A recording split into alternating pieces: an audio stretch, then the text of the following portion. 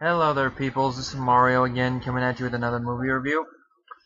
In advance, I'd like to apologize if this review is half-assed at times. It's just I didn't get a lot of sleep last night, 4 hours in fact, and I'm probably going to be heading to bed as soon as I'm done recording this video, because it's 8 o'clock here. I know that's early for me to turn in, but as I said, 4 hours sleep. Anyway, as you can tell from the title up there, this is a review of the 1995 film, The Mangler. It is based off the Stephen King short story of the same name, which, by the way, I have read the short story. It's been a while, so I had to read through a synopsis real quick just before I watch this movie, see how close it was. Now, before I get to that, my history of this movie. I first heard of this movie when I saw the trailer on my VHS copy of Wes Craven's New Nightmare. It's kind of ironic because one of the stars is Freddy Krueger himself, Robert Englund. And outside of Nightmare on Elm Street, this is the second role I've seen him in. The only other role I've seen him in is that movie Python, which I thought he was pretty good in that. I mean, it's a guy who keeps a snake in his pocket. You can't go wrong with that. But I thought the trailer looked interesting. I'm like, oh, it's a Stephen King one. Might as well get around to watching it one day. Anyway, I never got around to watching it. Never rented it from the video stores I went to, because I could never find it usually. And whenever it was on TV, it was always on like Sci-Fi or something. And you know my policy, I do not like to watch horror movies like this for the first time on Sci-Fi. So, I was waiting, and then of course, I downloaded a torrent of it, but it was the normal rated cut. Now that's what I was going to watch until I decided on a whim to go to Mike's channel, you know, his blog channel. And I saw that he had actually put up the link for the unrated version that I've heard a couple of my buddies mention he found, and I'm happy that I did, and I watched it. And as you guys know, I'm a big Stephen King fan, so what is my verdict on the movie? I thought it was very well done. People say this is the worst Stephen King movie of all time. I disagree with that. I mean, I have not seen all the Stephen King movies, so I can't say which is the worst of all time. But I have never seen a Stephen King movie I haven't liked. This is probably, of the ones based on a short story, this is probably the only one I've seen, because I haven't seen all of The Mist, but that's a novella. Every other one that comes to mind that I've seen all the way through is based on a novel. The only other one that I've seen part of that's based on a short story is Children of the Corn. We all know that one. Outlander! We have you, woman, Outlander! I know, a different movie, but this movie does follow the short story it's based on almost to a T. I mean, there's minor differences like in characterization between some of the main characters, but that's to be expected with the one major change, and that is they added in a plot point. The whole thing involving the corruption in the town with the demon and the guy who runs the laundromat being evil, that's an addition to the movie. But then again, with how if they had filmed the short story the way it is written as a short story, the movie would not even have probably been an hour. So they had to add something else to keep it going, and it's almost double that length. Anyway, the plot is that this one laundromat called Gartley's Blue Ribbon Laundry Service, it's owned by this guy named Bill Gartley, played by Robert Englund. Well, they are running smoothly. Trouble starts when Gartley's niece Sherry cuts herself on a lever connected to a machine and splashes blood on this one steam press that is called the Mangler. And she almost is crushed by an old icebox that some movers are carrying by, and she just barely dodges it. Well, the icebox hits the machine and causes these sparks to go off, and you're like, what the hell was that? Oh, it was a nice special effect, though. Later that same day, an elderly woman who was opening this bottle of antacid, she is pulled into the Mangler and killed. One of the cops on the scene, played by Ted Levine, is John Hutton, who you could tell that he's kind of a cop that kind of down on his luck. He's just doing the job for the sake of the job, and we'll find out why later in the movie, but I'm not going to say why. He's sort of friendly with the crime scene photographer, but not that much, or anymore anyway. And you could tell that he does respect the law, but I guess it's hard to tell if he believes in it anymore as much as he used to, but he still is a by-the-book cop, I guess you'd say. I mean, the first time we see him, he's writing a ticket to these mover guys, and the way he just words is funny. Yeah, I don't know if I'm gonna be able to do this right. Reckless driving, public disturbance, being one rude son of a bitch. So when is that a crime? I know I probably messed it up, but that's basically it. I know it's kind of abusing his authority, but the last one is just being sarcastic. The only friends you really see he has is that crime scene photographer I mentioned earlier, which not as much as it used to be, and of course his brother-in-law Mark.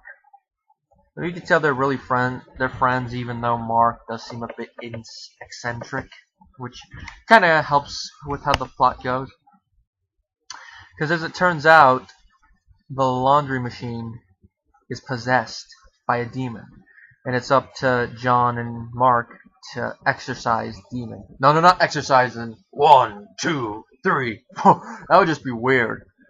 No, exercises and the power of Christ compels you. That type of exercise. But as you can guess, Robert Englund's character Bill does not want them to have that, and that is the conflict of it. Because Bill kind of like has some of the people in town in his back pocket, so it's going to be hard for them to get the demon out of there. And like I said earlier, it's a pretty faithful adaptation. I don't mind the changes made to it. I mean, the main character, one of them in the short story, is a cop, but he's characterized differently. But then again, with how the story goes, I would expect them to change the characterization a little bit. It's been a long time since I've read it, so I don't remember what his buddy is. I believe he's like a teacher or something, but the way they go about preparing for the exorcism in the movie and the short story is basically the same, as is what happens when they perform the exorcism. The one main difference is that the short story ends not long after that, whereas in kind of on a down note, though, where the movie continues, and although it does kind of have a slightly downbeat ending as well, it is different, which I have to say, with how the movie portrays the events, the downbeat ending is kind of warranted. Now, the ending in the short story is the way it is because this is more true of King's older material. He usually would leave it kind of on a cliffhanger that would make the viewer basically decide what happens next. Like, are they going to kill him and stuff like that? And with this short story, that's kind of a powerful thing. I knew that would not translate well into a movie, because if you ended the movie like that, you'd be like, what the hell? You just screwed us. I'm saying 5 because the year the movie came out, 95. I wasted $5.50 on this. It would have been like that. So for how they continue the ending, I have no problem with it.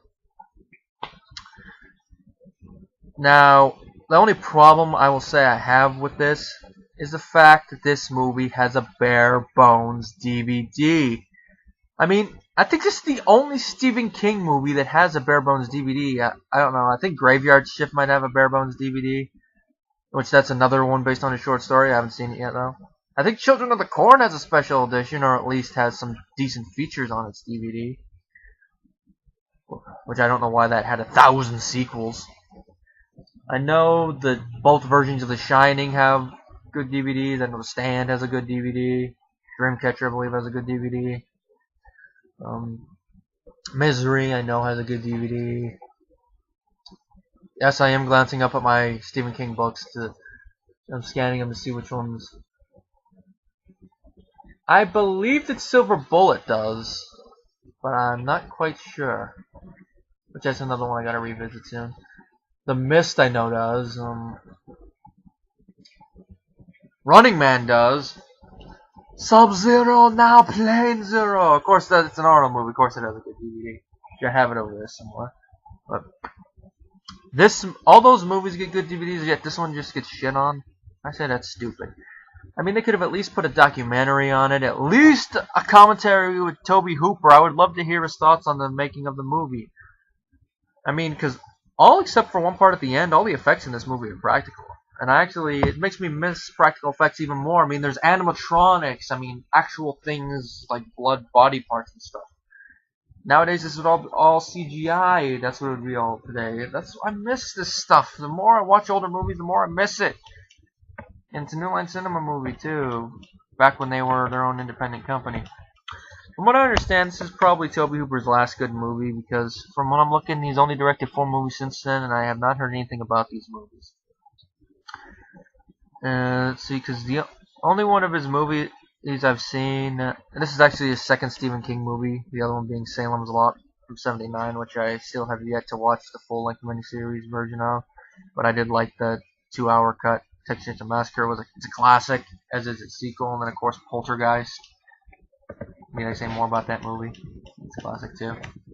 Anyway, my rating for the Mangler, for what it is, I give it a 3.5 out of 5 stars. I mean, it's not no cinematic masterpiece, but it's not supposed to be. It's just basically supposed to be fun, and it straddles the line, I guess, between being campy and being serious. I mean, scenes change it, but then again, to me, it works.